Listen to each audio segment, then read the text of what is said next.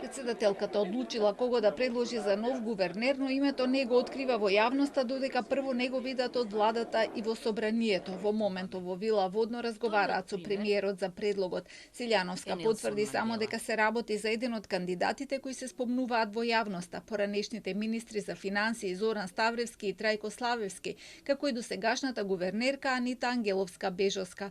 За сите кандидати вели дека се квалификувани за оваа позиција во поглед на експертското знаење. Смета дека не е пречка тоа што дел од нив се и актуелни партиски функционери.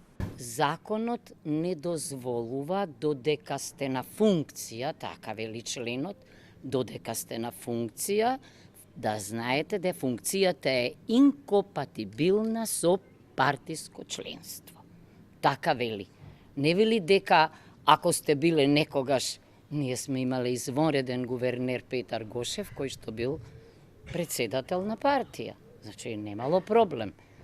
Во тоа работата е вие, додека функционирате, да заборавите на партиски влијанија и да се водите од предизвикот на професијата.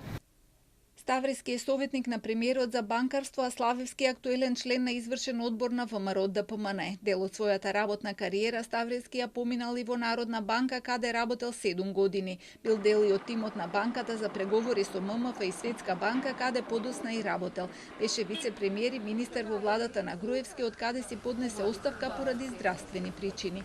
Славевски е актуелен председавач на Совет на град Скопје и универзитетски професор.